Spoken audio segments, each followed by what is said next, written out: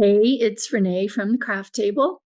Welcome to week 4 of our summer embroidery stitch along. This week we are building upon the Lazy Daisy stitch, which we did last week. So this week it is the chain stitch. And then next week we will be doing the raised chain stitch. I am sitting here with my puppy. I don't know if you can see him. Maybe not. Anyway, but if you do see something kind of, oh, there he is. Yeah, if you see something kind of weird, that is Loki in the background sitting with me. Anyway, okay, so yeah, week 4. Hope you had a great week. Hope you had a wonderful 4th of July holiday. Continuing on to this weekend, 4th of July weekend celebration. So these first few weeks of the stitch along have been kind of crazy for me from a personal standpoint, just with travel and hiccups that I hadn't planned on doing. So I haven't really posted much on social media. I'm hoping to correct that in the weeks coming up. I haven't even checked to see if any of you have posted on social media. If you are on Instagram or Facebook, please tag me.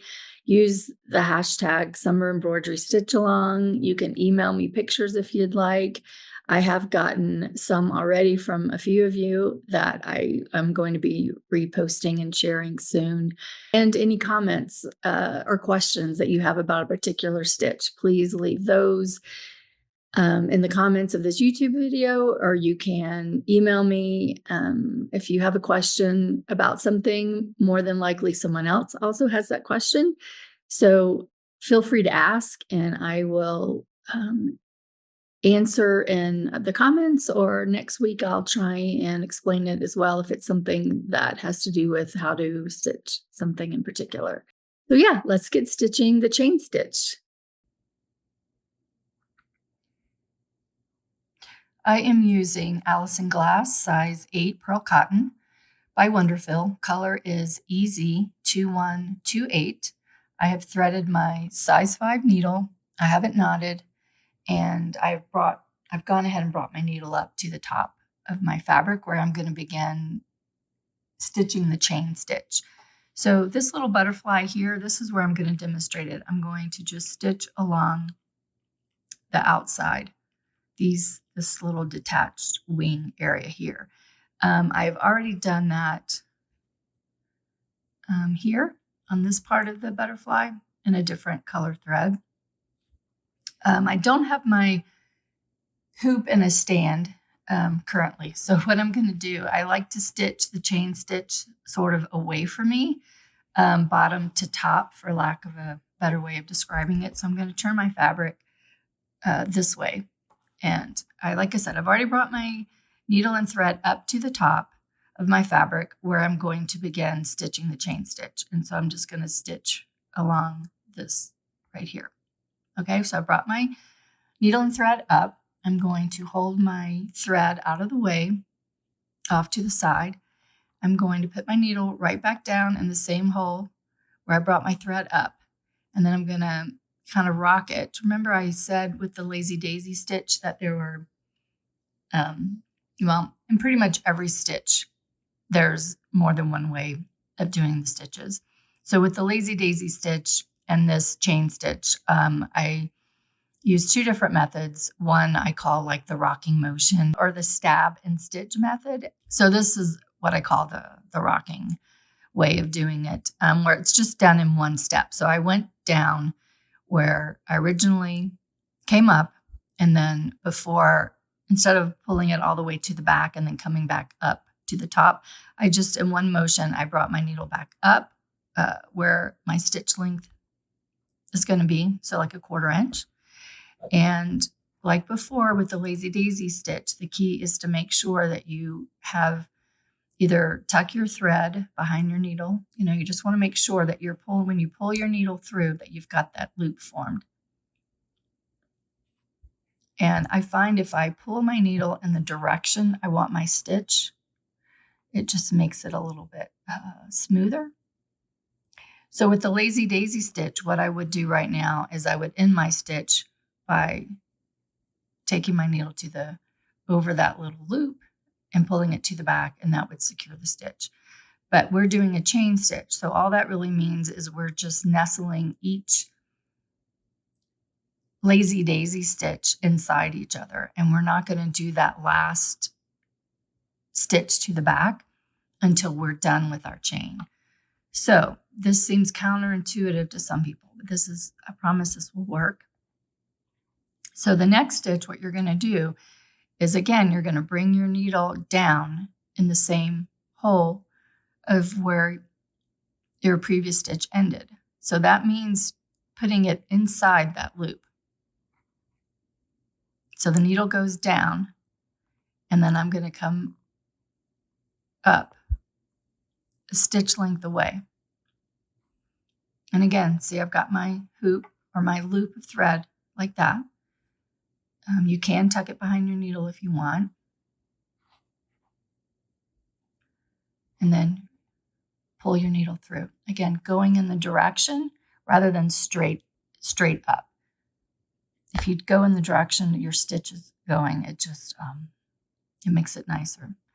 So the stab and stitch is the same stitch. It's just done a little bit differently. And sometimes the stab and stitch method is easier if your fabric is a little bit thicker, or if you've gotten to the end of your stitching and you don't have as much room with your thread, as much thread to maneuver your stitch. So again, I'm going to take my needle down where I came up, but instead of going ahead and making that stitch, I'm going to take it to the back, but I'm not going to pull it all the way through. I'm just going to pull it part of the way. And then before it's pulled all the way through, I'm going to bring my needle back up to the top where I want my stitch to be. So it makes the same stitch. It's just a matter of preference, and sometimes depending on the material that you're working with. But I've got my loop. I've got my needle coming up inside that loop.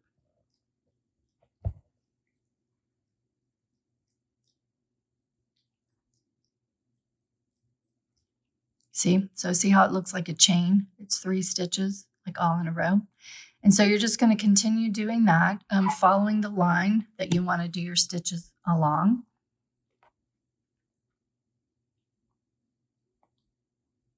Going down and then up, and see how my thread wants to go over, kind of go that way. I need to make sure that I bring it back, either holding it like that as I pull my thread through, or kind of tucking it behind the needle. And when you're doing certain stitches, like the chain stitch, your thread will twist more than it would typically with if you're just doing a back stitch.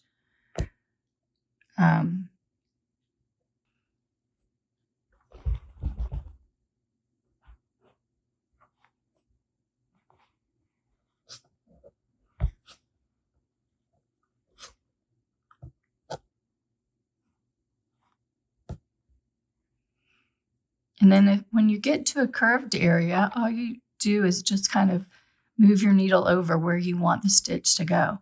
So this is a great stitch for outlining, for doing even curved outlines. It's really nice because you can just make the stitch go in whichever direction you want by angling your needle.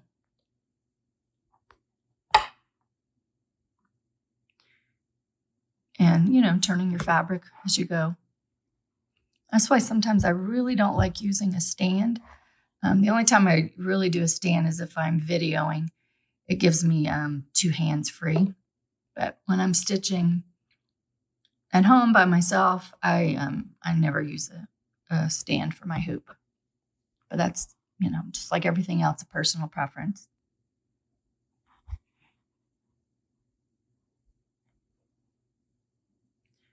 So next week, we're going to do the raised chain stitch, which I hope you'll really love. That has become one of my favorite stitches. Oops, see, my thread got twisted. Here we go.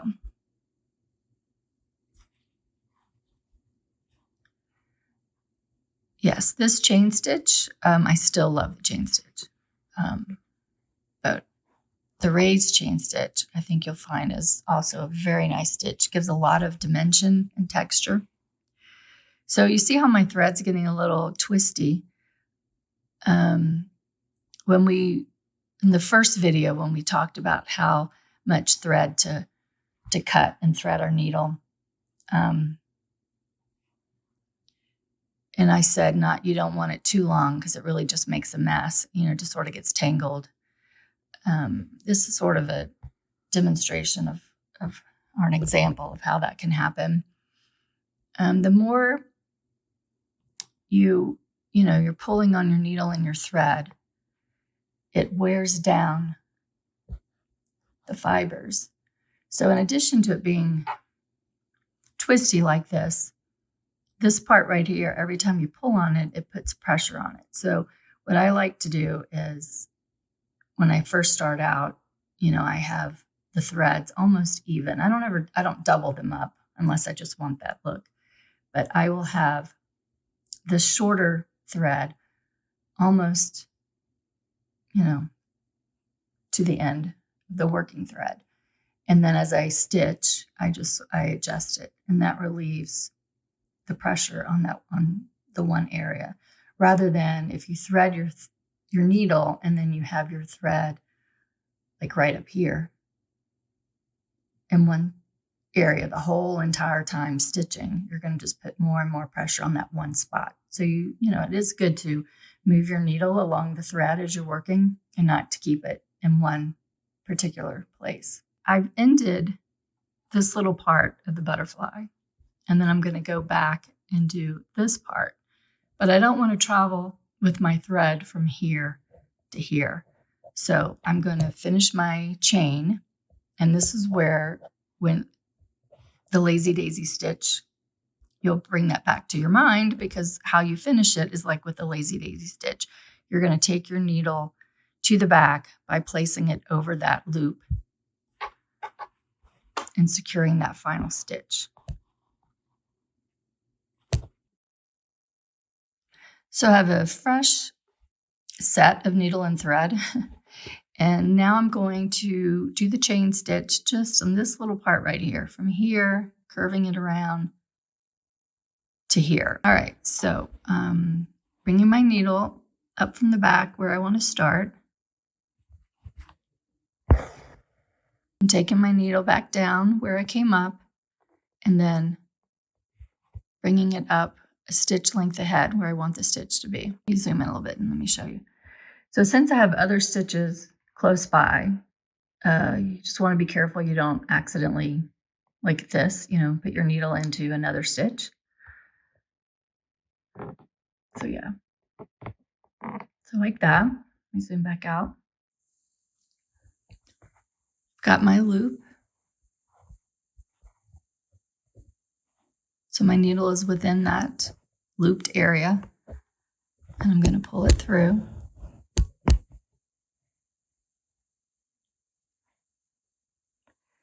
And just like the lazy daisy stitch, I can pull it as tight as I want. I don't like to do it too tight, but depending on the area, if I really wanted a skinny stitch,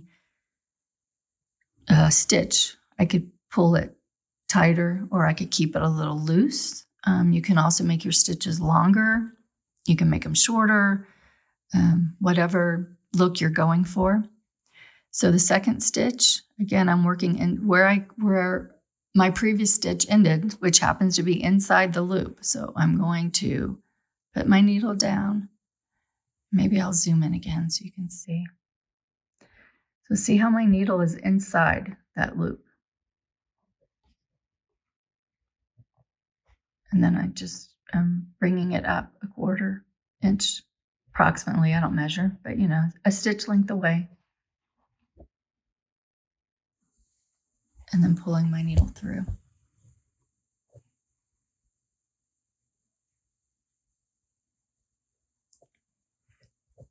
So one more time, I'm going to zoom in, and doing it the stab and stitch way. So needle down where I came up, and I'm going to pull it to the back. but not all the way. I need to keep that loop on the top. So before I pull the thread all the way through, I'm going to bring my needle up where I want the stitch to end. Again, making sure it's inside that loop.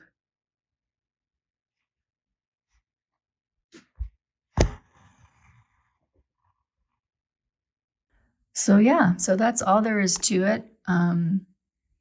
If I'm taking too long to explain it and you got the hang of it, you can fast forward, you can speed it up, you can skip to the end. If you're not sure about a certain step, you can pause it, rewind it, watch it again, or slow it down. It's so hard to know when I'm doing this pre-recorded if I'm going too fast or too slow. But that is also the beauty of YouTube, because you can watch it over and over again if you need to, or fast forward it if you're sick of me talking.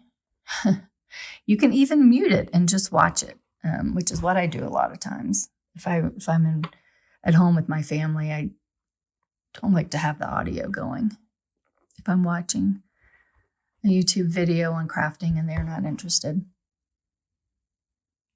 So this design, it's one of those things where you can decide if you want to keep going. Everything just sort of merges and blends together. So I think I'm going to stop right here because that's kind of what I did on this side over here. So I'm done with my chain. Let me zoom in. So I'm done with my chain. See how the thread is on the inside. I want to finish it, so I'm going to put my needle over that loop and take it to the back, and that will secure all of my stitches. So that is the chain stitch. I hope you enjoyed this video. Next week, we will do the raised chain stitch, and it'll be interesting to compare the two and discuss places where you might use one stitch over the other and just, compare the two different stitches. All right. See you next time. Happy stitching.